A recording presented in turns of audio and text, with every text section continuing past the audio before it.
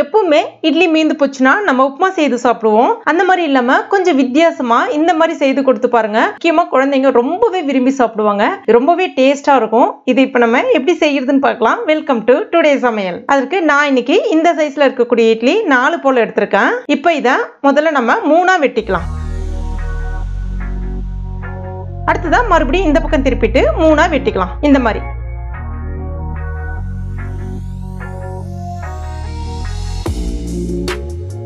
இதே மாதிரி எல்லா இட்லியும் வெட்டி எடுத்துக்கலாம். அடுத்ததான் இட்லியை பொரிக்கிறதுக்கு தகுந்த அளவுக்கு எண்ணெய் எடுத்திருக்கேன். மேக்சிமம் வந்து குழி கடாயை கொஞ்சம் பார்த்து பயன்படுத்துங்க. எண்ணெய் வந்து குறைவா வச்சு நம்ம வந்து அந்த இட்லியை வந்து ஃப்ரை பண்ணி எடுத்துடலாம். அதுக்காக தான் ஃபர்ஸ்ட் கொஞ்சமா லைட்டா எட்ட ஒன்று ஒன்றா போடுங்க. இல்லைன்னா ஒன்னோட ஒன்று பட்டுன்னு ஒட்டிக்கிற மாதிரி இருக்கும். அதுக்காக தான்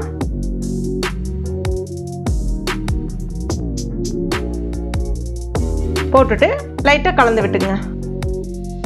கொஞ்ச நேரத்துல நல்லா மொறுமொறுன்னு கிறிஸ்பியா வெந்து வரும்.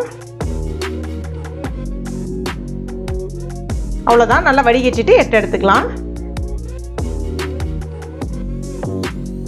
பார்க்கவே இப்பயே அப்படியே எடுத்து சாப்பிடணும் போல இருக்கு. அடுத்ததான் இதே மாதிரி நம்ம அடுத்த பேட்சும் போட்டு எடுத்துக்கலாம். இதெல்லாம் அப்படியே ஒரு வாரம் இருக்கட்டும். அடுத்ததா வேறொரு கடாயில 2ல இருந்து ஒரு 3 டீஸ்பூன் அளவுக்கு எண்ணெய் சேர்த்துங்க. எண்ணெய் காஞ்ச பிறகு 1/2 டீஸ்பூன் சீரகம் கொஞ்சம் வெடிச்சு வந்த பிறகு கருவேப்பிலை இலைகள். அடுத்ததான் ஒரு பாதி போல பெரிய வெங்காயம் நல்லா பொடிசா கட் பண்ணிட்டு அதையும் இது கூட சேர்த்துக்கலாம். கூடவே ஒரு பச்சை மிளகாய் பொடிசா கட் பண்ணிட்டு அதையும் இது கூட சேர்த்துட்டு வெங்காயம் கொஞ்சம் பொன்னிறமா சிவந்து வர அளவுக்கு நல்லா வதக்கி விட்டுக்கலாம். அடுத்ததான் ஒரு மீடியம் சைஸ் தக்காளியை நல்லா பொடிசா கட் பண்ணிட்டு அதையும் இப்போ இது கூட சேர்த்துக்கலாம். அந்த தக்காளி எல்லாம் நல்லா வதங்கி வரட்டும். வதக்கி விட்டுக்கலாம்.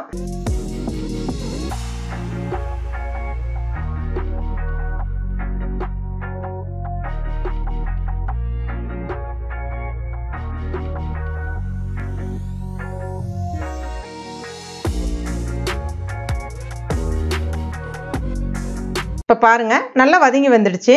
இப்போ ஸ்டவ் கம்ப்ளீட்டா சிம்ல வச்சுக்கோங்க.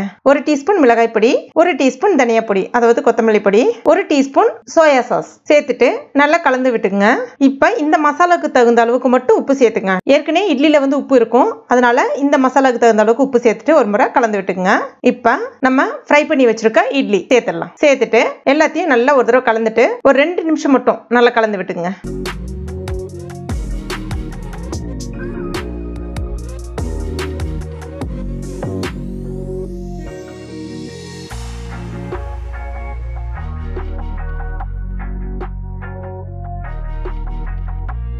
கொஞ்சமா கடைசியா கொத்தமல்லி இலைகள் தூவிடுங்க.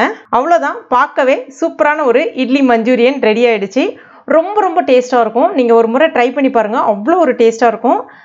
இதை வந்து நீங்க இட்லியில தான் செஞ்சீங்கன்னே கண்டுபிடிக்க மாட்டாங்க. அவ்வளோ ஒரு டேஸ்டா இருக்கும். கண்டிப்பா ட்ரை பண்ணிட்டு மறக்காம எனக்கு கமெண்ட் பண்ணுங்க. இந்த வீடியோ உங்களுக்கு பிடிச்சிருந்தா லைக் பண்ணுங்க. உங்க நண்பர்கள் மற்றும் ஃபேமிலி மெம்பர்ஸ் கூடயும் மறக்காம ஷேர் பண்ணுங்க. மேலும் இது போன்ற டேஸ்டி ரெசிபிகளுக்கு நம்ம டுடே சமையல இது வரைக்கும் நீங்க சப்ஸ்கிரைப் பண்ணாத நண்பர்களா இருந்தீங்கன்னா உடனே சப்ஸ்கிரைப் பண்ணீங்க. கூடவே மறக்காம அந்த பெல் நோட்டிஃபிகேஷன் சிம்பிளை பிரஸ் பண்ணுங்க. தேங்க்யூ.